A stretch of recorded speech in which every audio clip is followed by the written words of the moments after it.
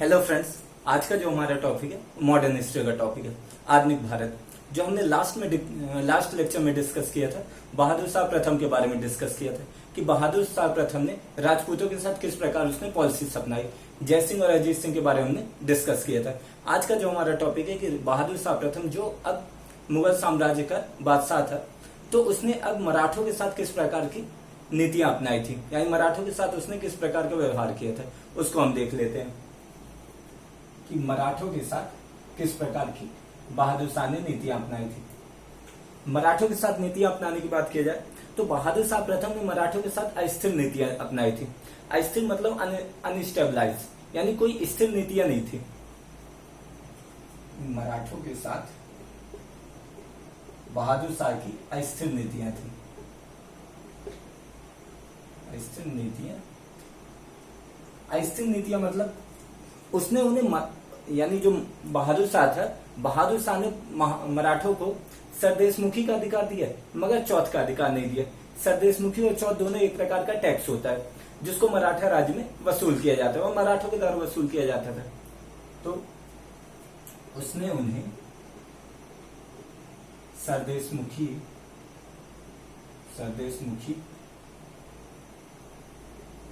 वसूलने का अधिकार दिया मगर चौथ का अधिकार नहीं दिया। यानी उसने सरदेशमुखी हो गए और चौथ, सरदेशमुखी और चौथ दोनों एक प्रकार का टैक्स होता है। तो सरदेशमुखी तो वसूलने का अधिकार दिया था मराठों को, लेकिन चौथ वसूलने का अधिकार नहीं दिया था बहादुर शाह प्रथम ने।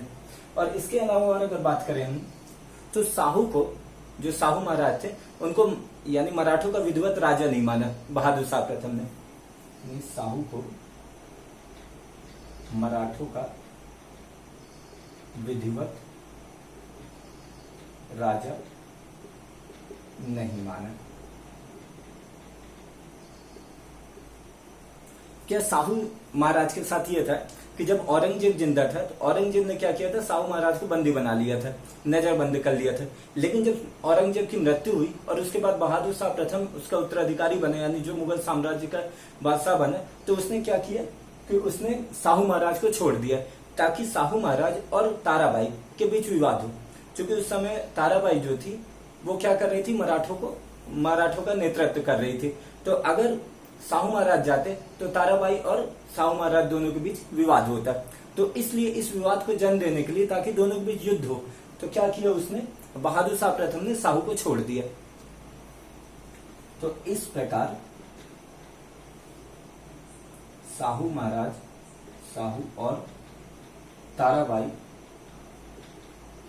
मराठा राज्य के आधिपत्य के लिए झगड़े की स्थिति उत्पन्न हुई।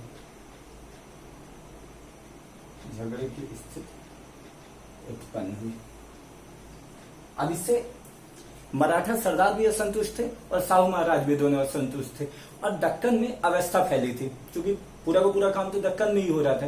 तो इस कारण से, क्योंकि साहू महाराज और ताराबाई के बीच पूरी की पूरी लड़ाई थी, तो जिस कारण पूरे के पूरे दक्कन में अवस्था फैली थी,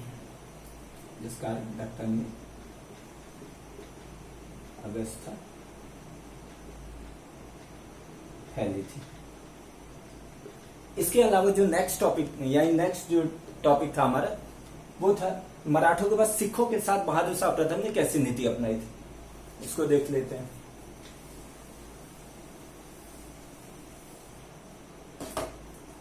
सिखों के साथ बहादुर शाह प्रथम ने कैसी नीति अपनाई थी। अगर सिखों के साथ बात की जाए तो बहादुर शाह प्रथम ने गुरु गोविंद सिंह के साथ एक संधि कर ली थी तथा उन्हें एक बड़ा मनसब प्रदान करके सिखों के साथ मेल मिलाप करने की कोशिश की थी। यानी बहादुर शाह प्रथम ने गुरु गोविंद सिंह के साथ संधि करके तथा एक बड़ा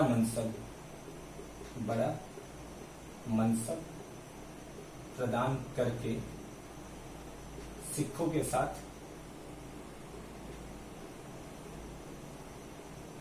मेल मिलाप करने की कोशिश की। यानी जब गुरु गोविंद सिंह थे तो उनके साथ संधि कर ली तथा उन्हें एक बड़ा मनसब प्रदान कर दिया, जिसके कारण सिखों के साथ बहादुर शाह प्रथम को मेल मिलाप हो गया। लेकिन जैसे ही गुरु गोविंद सिंह की मृत्यु हुई, अब गुरु गोविंद सिंह की मृत्यु के बाद उनका जो राजनीतिक नेतृत्व था, यानी जो सिखों का राजनीतिक नेतृत्व कौन किया था? बंदा बहादुर किया था। यानी गुरु गोविंद सिंह की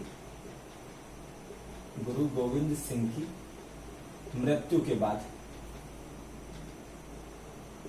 बंदा बहादुर था। अब चूंकि धार्मिक गुरु तो सिखों का कोई हो नहीं सकता था, चूंकि गुरु गोविंद सिंह के जो चारों बेटे थे उनकी मौत हो गई थी युद्ध में, तो उसके बाद गुरु गोविंद सिंह ने बोला था कि यहां से गुरु परंपरा समाप्त होती है और इसके बाद जो गुरु ग्रंथ साहिब है वही गुरुवाणी कहलाएगी। लेकिन जो था कि यही धार्मिक गुरु नहीं हो सकता था, लेकिन राजनीतिक नेतृत्व सिखों का कौन किया था? यह किया था बंदा बहादुर ने। तो जब गुरु गोविंद सिंह की मृत्यु हो गई तो उसके बाद बंदा बहादुर ने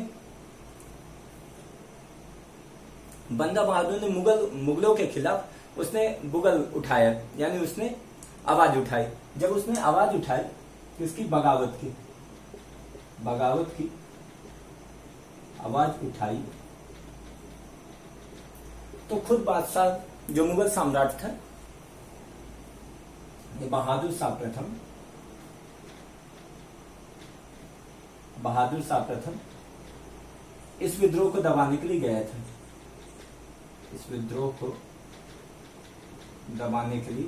था।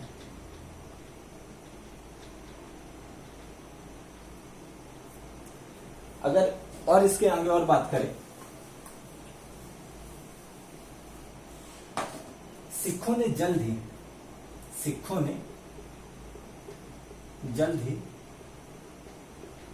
सतलज और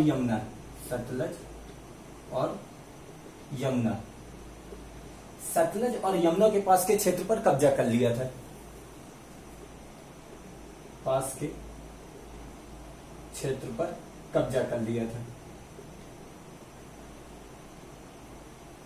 लेकिन बादशाह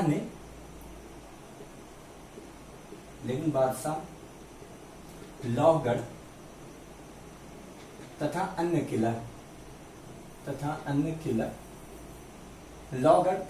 किला या कि अन्य प्रमुख केंद्र सिखों से वापस ले लिए।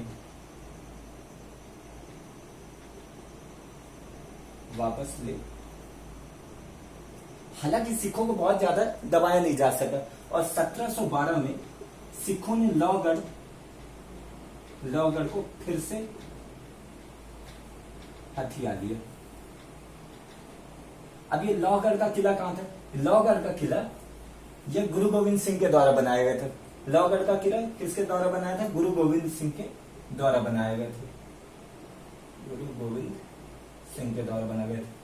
कहां यह था? अंबाला के उत्तर पूर्व में हिमालय की तराई पर स्थित था। लौहगढ़ का किला किसने बनाया था? ये गुरु गोविंद सिंह ने बनाया था। कहां पे है? अंबाला के उत्तर पूर्व में हिमालय की तराई पर स्थित है। तो ये हुआ। तो सिखों के साथ जो मुगलों ने नीति अपनाई थी उसके बारे में। इसके अलावा जो बुंदेला सरदार था छत्रसाल,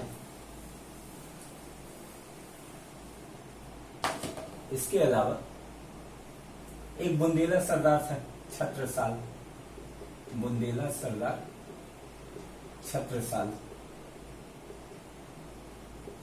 बुंदेला सरदार थे छत्रसाल, इसके साथ भी मुगलों की दोस्ती हो गई थी। मुगलों ने इससे भी दोस्ती कर ली थी और ये मुगलों का वफादार सामंत भी बन के रहा था। इसके अलावा जो जाट सरदार चूड़ामन,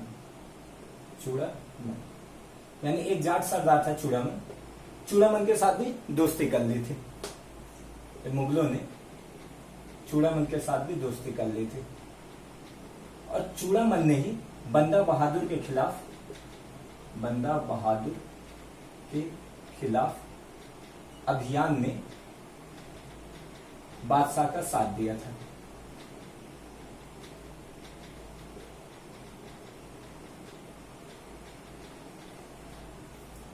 यानी जो बहादुर शाह प्रथम था, अधिकांश राजाओं के साथ उसने मित्रता कर ली थी, जिसमें बुंदेला सरदार भी थे और जाट सरदार भी थे, दोनों के साथ कर लिया था।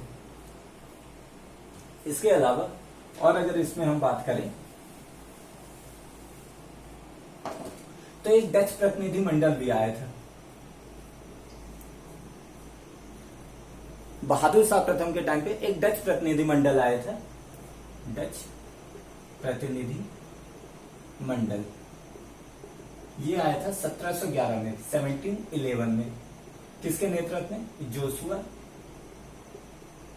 केटेलार के नेतृत्व में। जोशुआ केटेलार के नेतृत्व में एक डच प्रतिनिधि मंडल आया था, जिसमें एक पुर्तगाली स्त्री आई थी, और पुर्तगाली स्त्री की सबसे महत्वपूर्ण भूमिका थी। पुर्तगाली स्त्री का नाम था जूलियाना। इसमें एक पुर्तगाली स्त्री आई थी जिसका नाम था जूलियाना, जिसे विधवा और बीवी की उपाधि मिली।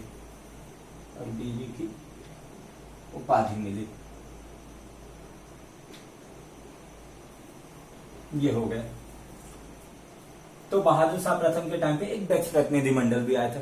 और अगर इसमें और बहादुर शाह प्रथम की बात करें तो बहादुर शाह प्रथम के टाइम पे प्रशासन की हालत, यानी पूरे एडमिनिस्ट्रेशन की हालत बहुत ज्यादा बिगड़ गई थी। अब प्रशासन की हालत बिगड़ने का कारण क्या था? क्योंकि बहादुर शाह प्रथम बहुत ज्यादा जागीरें बांट रहा था और बहुत ज्यादा पदोन्नति कर रहा था, बहुत ज्यादा लोगों को प्रमोशन दे रहा था। यानी बहादुर शाह प्रथम के शासनकाल में जो बहादुर शाह प्रथम के शासनकाल में प्रशासन की हालत बिगड़ गई।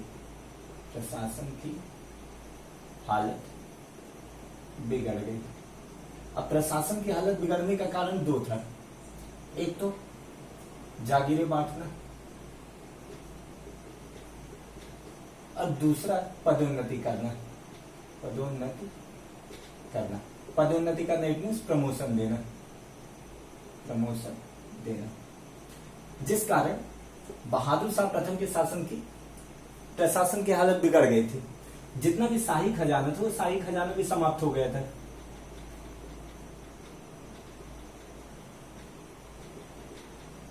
बहादुर शाह प्रथम अपनी शाही किस्मत फिर से आजमाता, उससे पहले उसकी क्या हो गई थी? मृत्यु हो गई थी। अब जब उसकी मृत्यु हो गई तो उसके उत्तराधिकार के लिए फिर से गृह युद्ध छिड़ गया। उसके जो चारों बेटे थे, चारों बेटों के भी गृह युद्ध के लिए छिड़ गया था कि भाई किसको शासन मिलेगा। और इसी शासन में उसका 10 सप्ताह तक उसके सबको दफन भी नहीं किया गया था। सबको दफन भी नहीं किया गया था। ओवन सिडनी ने लिखा कि बहादुर शाह प्रथम अंतिम मुगल सम्राट था जिसके बारे में कुछ अच्छी बातें कही जा सकती है।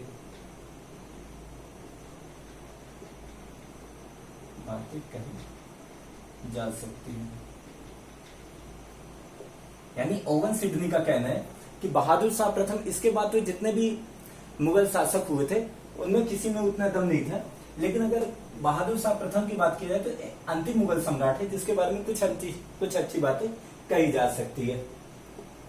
तो इस तरीके से जो आज हमारा था लेक्चर, जिसमें हमने बहादुर शाह प्रथम के बारे में पूरा डिस्कस किया।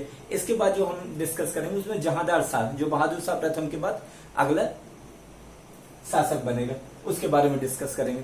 तो ये डिस्कशन यहीं पे खत्म होती है। Thank you very much for this discussion.